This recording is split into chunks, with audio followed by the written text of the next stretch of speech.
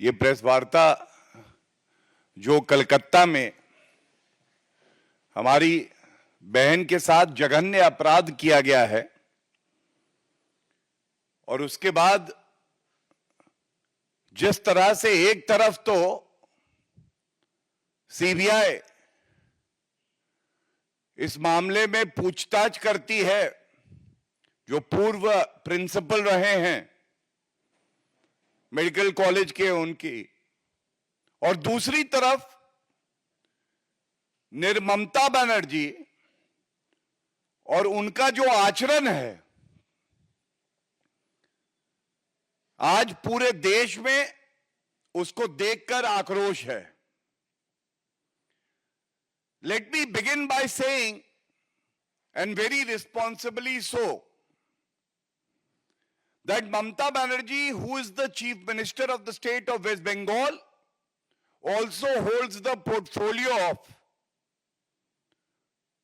the Home Ministry as well as the Health Ministry. Mamata Banerjee पश्चिम बंगाल की वो मुख्यमंत्री हैं जिनके पास गृह मंत्रालय भी है और उसके साथ ही स्वास्थ्य मंत्रालय भी है। और आज ये प्रेस वार्ता का मुख्य मकसद ये है इंसाफ, इस्तीफा और इकबाल। इंसाफ मिलेगा जो हमारी बहन है जिसके साथ जघन्य अपराध हुआ, बलात्कार हुआ और हत्या कर दी गई, उसके परिवार को इस्तीफा देना चाहिए ममता बनर्जी को। और अभी प्रेस वार्ता में मैं आपके सामने जो बिंदु रखूंगा, ये प्रेस वार्ता हम जरूर कर रहे हैं लेकिन आज ये जनता की आवाज है जो पश्चिम बंगाल से लेके हर प्रदेश में जो आम नागरिक है, जो महिलाएं हैं, जो डॉक्टर हैं, जो अधिवक्ता हैं, आज सब आक्रोशित भी हैं, आंदोलित भी हैं। सबसे पहले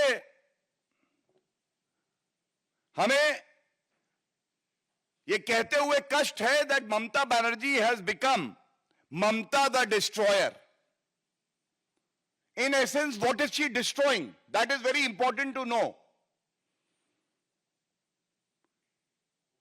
By her misdeeds, she has destroyed the dignity of a woman, a doctor who was serving the society. She is the destroyer of the rule of law. The anarchist Mamata Banerjee. She is the destroyer of evidence in this heinous crime. And I repeat, destroyer of evidence. And I will state my reasons. A chief minister, through her deeds or inactions, acts of commission or omission, destroying the evidence which is vital to ensure that the accused get the punishment they deserve. And as per the new criminal law, Bharatiya Nyaya Sanhita, death sentence, death penalty is the punishment prescribed. But why is it that Mamata the destroyer is hell-bent on destroying the evidence which is crucial for the case? And last and most importantly, the destroyer of the constitution of our country. मैं अगर हिंदी में कहूं तो एक तरफ ममता बनर्जी हैं जिनका नाम अब निर्ममता बनर्जी रखा हुआ है सबने। ये अपराधियों के साथ खड़ी हो सकती हैं जो पूर्व में प्रिंसिपल था, जिसकी जिम्मेदारी बनती थी कि सभी बच्चों को जो डॉक्टर हैं उनकी रक्षा करे, उसके खिलाफ कार्रवाई तो दूर की बात है, उसको रिवॉर्ड करती हैं, ये उसके साथ खड़ी होती हैं। और ये नष्ट क्या करती हैं? ये नष्ट करती हैं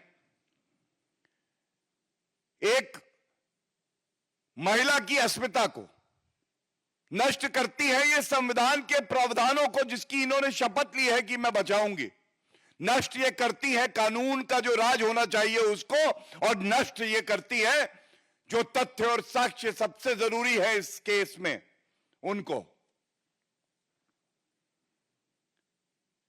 हमारी बहन जिसके साथ ये जघन्य अपराध हुआ है, आज सभी चैनल भी दिखा रहे थे, ये कहना गलत नहीं होगा कि वो वीर थी। उसने अपनी अस्मिता को बचाने के लिए संघर्ष किया, लेकिन ममता बनर्जी का कानून का डंडा नदारद था। ममता बनर्जी दोषियों के साथ खड़ी थी, और मैंने जब कहा था इंसाफ पीड़िता मृतक परिवार को, इस्तीफा ममता बनर्जी का, और इकबाल कहा था, इकबाल वर्दी का, जिसको नष्ट करने वाली ममता द डिस्ट्रॉयर फिर से हैं।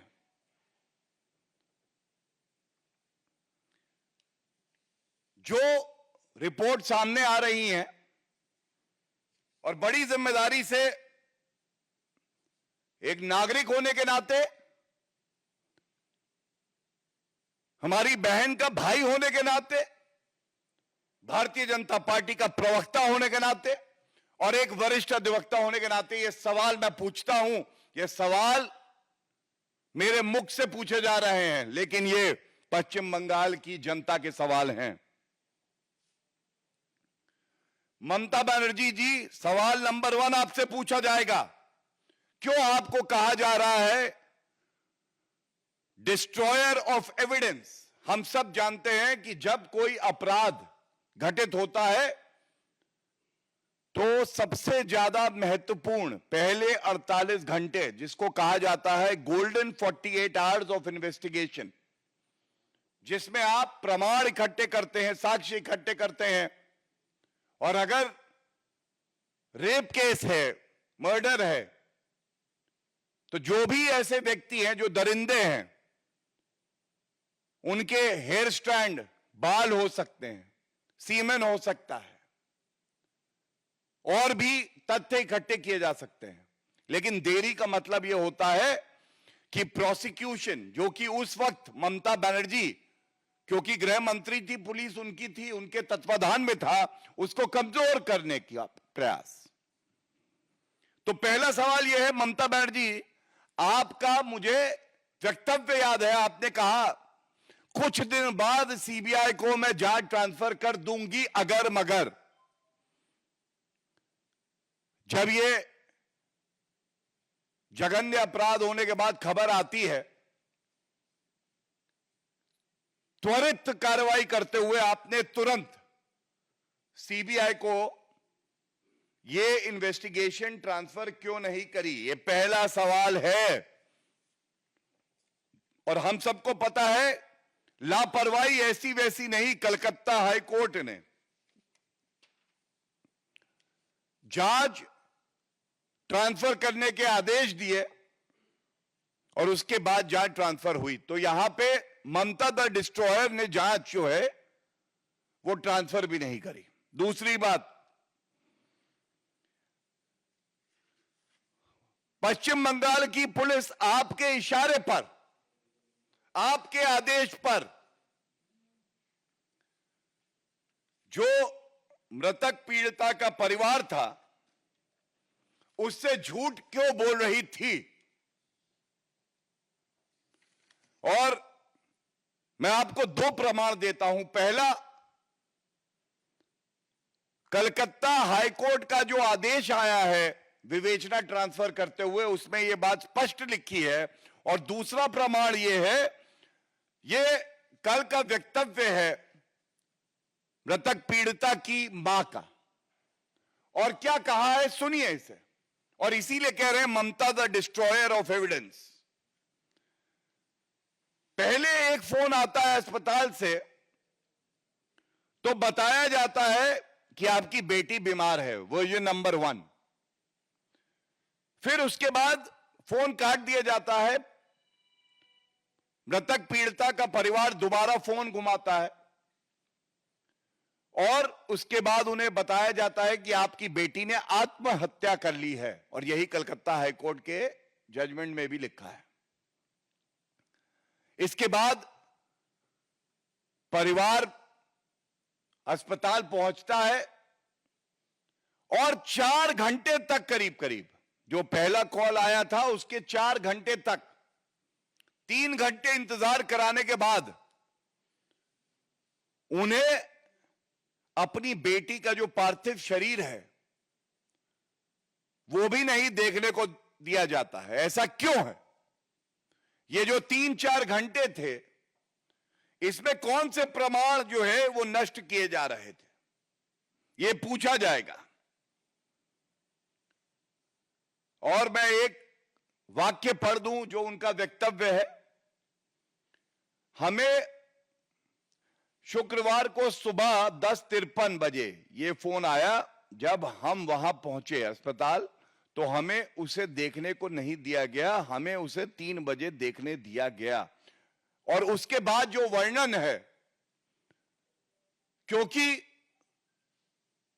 हमारी बहन की अस्मिता का सवाल है, वो मैं आगे नहीं पढ़ रहा हूं, और नहीं पढ़ रहा हूं क्योंकि ये दरिंदगी का प्रमाण है और कोई भाई ये शब्द नहीं पढ़ सकता है। पीड़ा जरूर है, लेकिन वो शब्द और वो वाक्य मैं नहीं पढ़ूंगा। लेकिन इसके बाद क्यों एविडेंस डिस्ट्रॉय किया? तीसरा मुख्य बिंदु यह है कि जिस प्रिंसिपल को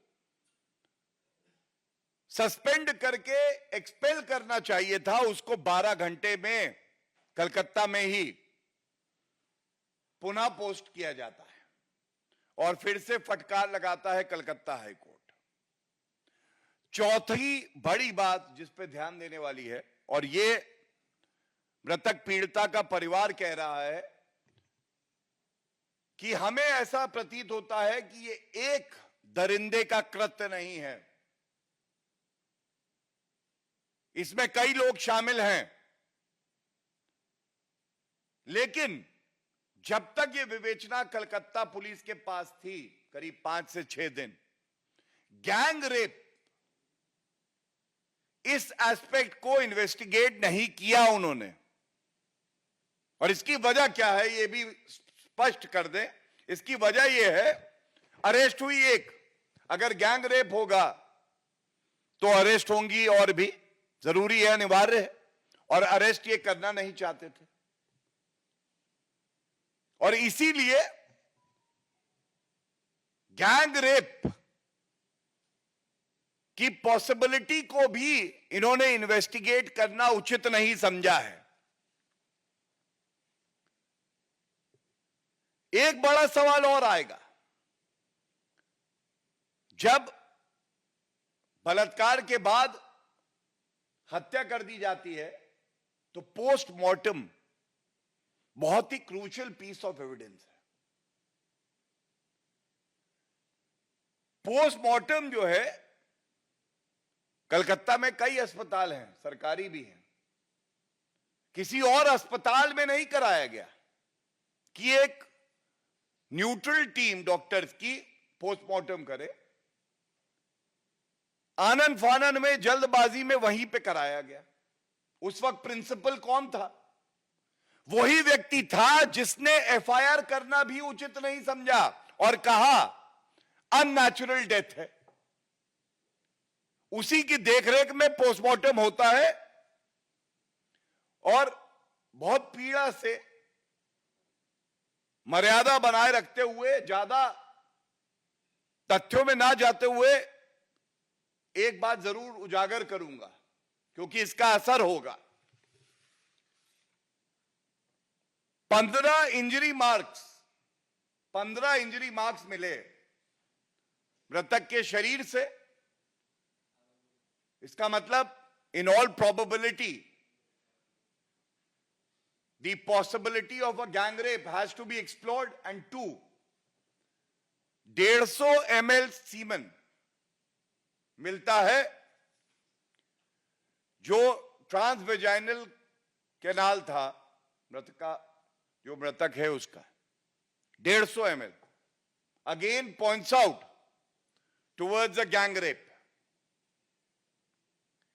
अब ये सारी बातें जो मैंने कही, इसके बाद एक ही निष्कर्ष निकलेगा, और वो निष्कर्ष जो निकलेगा वो ये है कि ममता बनर्जी ने संविधान को तार-तार करते हुए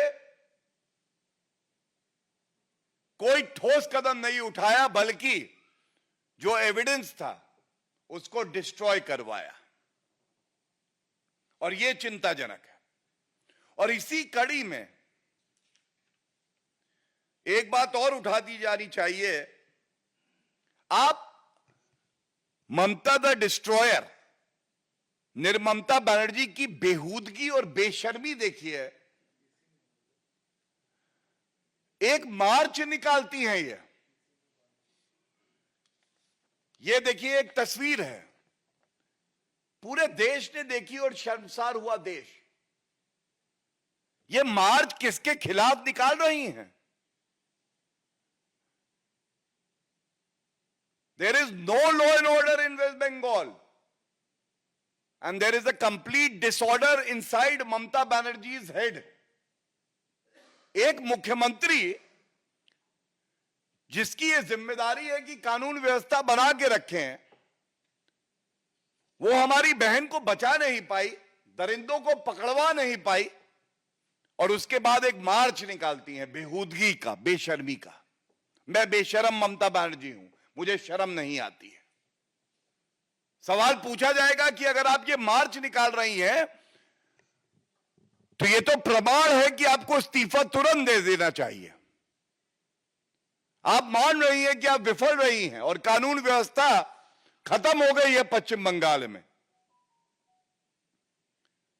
और ये तब है, बड़ी जिम्मेदारी से आपको यह भी बता दूं कि सर्वोच्च न्यायालय ने स्वतः इस दरिंदगी का संज्ञान लेते हुए इस मामले को कल सुनवाई के लिए लगाया है। आप देखिए, संवैधानिक जो हमारी संस्थाएं हैं या विधिक संस्थाएं हैं, सर्वोच्च न्यायालय स्वतः संज्ञान ले रहा है। हाईकोर्ट के आदेश के बारे में मैंने आपको बताया ही है, और ऑनरेबल गवर्नर ने जो बयान दिया है वो चिंताजनक है। The governor of West Bengal has said that it seems women in West Bengal are not safe। और यह तब है जब एक महिला मुख्यमंत्री है। नेशनल कमीशन फॉर वुमेन, उन्होंने नोटिस जारी किया है, लेकिन बेशर्मी की हद यह है कि मैं कुर्सी से चिपकी रहूंगी, इस्तीफा नहीं दूंगी, चाहे मैं पश्चिम बंगाल चला पाऊं, जनता की सेवा कर पाऊं, महिलाओं को सुरक्षित कर पाऊं या नहीं, मैं कुर्सी के साथ बनी रहूंगी।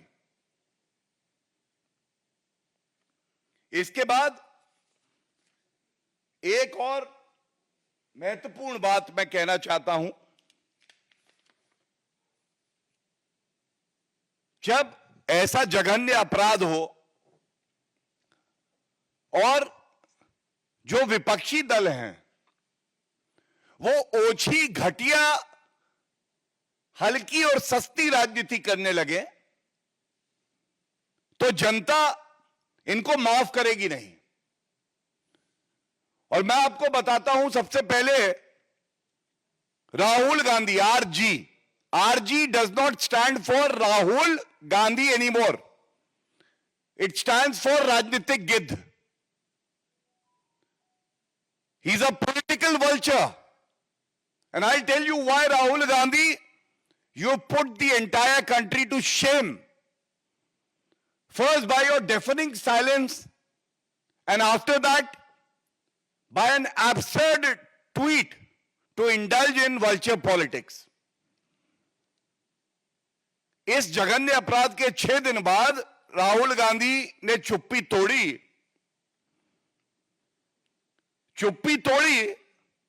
लेकिन उनका एक ट्वीट जो आया उसमें उनको, ये जो राजनीतिक गिद्ध है आरजी, इनकी उड़ान में इन्होंने पहले ये देखा कि अगर मैं ट्वीट कर रहा हूं तो मैं भाजपा शासित राज्यों की महिलाओं के बारे में ट्वीट करता हूं, क्योंकि अगर गैर भाजपा शासित राज्य हैं और उनकी अस्मिता को ठेस लगती है तो वो इतनी महत्वपूर्ण नहीं है, क्योंकि कुछ वोट वहां से मिल जाएं। ये है राजनीतिक गिद्ध आरजी राहुल गांधी। और वो कहते हैं, एक वाक्य पढ़ देता हूं, हाथरस से उन्नाव और कठुआ से लेकर कोलकाता तक महिलाओं के खिलाफ लगातार बढ़ती घटनाओं पर हर दल हर वर्ग को मिलकर गंभीर विचार विमर्श कर ठोस उपाय करने होंगे। लेकिन राहुल गांधी जी, मैं ओछी घटिया राजनीति नहीं करूंगा, केवल एक बात कहूंगा, ये जो इंडी अलायंस शासित राज्य है इस पर आपने कोई टिप्पणी नहीं करी, और कांग्रेस शासित राज्य भी है, लेकिन अभी मैंने कहा बड़ी जिम्मेदारी से मैं ओछी घटिया राजनीति आपकी तरह करने में सक्षम नहीं हूं, इसलिए इस मुद्दे को मैं हल्का नहीं बनाऊंगा। लेकिन जहां आरजी, वहां पे पीवीजी भी थी। पीवीजी राजनीतिक गिद्ध के भी आगे निकल गई। उनका एक ट्वीट मेरे हाथ में है। उन्होंने कहा है, कोलकाता, बिहार, उत्तराखंड और यूपी में महिलाओं के साथ हुई क्रूरताओं ने पूरे देश को झकझोर कर रख दिया है। आप ध्यान दीजिएगा, फिर से वही ओछी घटिया राजनीति, लड़की हूं, लड़ सकती हूं, लेकिन दिखावा भी करूंगी लड़ने का तो भाजपा शासित प्रदेश हो या मजबूरी ऐसी हो कि जो मुंह में दही जमी है उसको हटाकर बोलना पड़े, तो मजबूरन ये 16 अगस्त का इनका जो है वक्तव्य है। इसके साथ अखिलेश यादव, ये डीएनए वाले हैं, ये बताते हैं कि डीएनए टेस्ट करो, ये विक्टिम शेमिंग करते हैं, पीड़िता को शर्मसार करो। आरोपी है तो वो तो सपा में ही होगा, उसको तो बचाना है, चाहे वो मोहित खान हो, चाहे वो नवाब सिंह यादव हो। तो ये विक्टिम शेमिंग में विश्वास रखते हैं और इसीलिए जनता ने इनको लताड़ा था।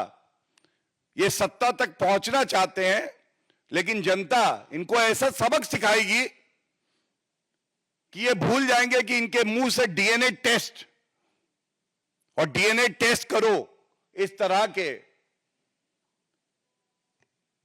गैर मर्यादा वाले बयान निकले।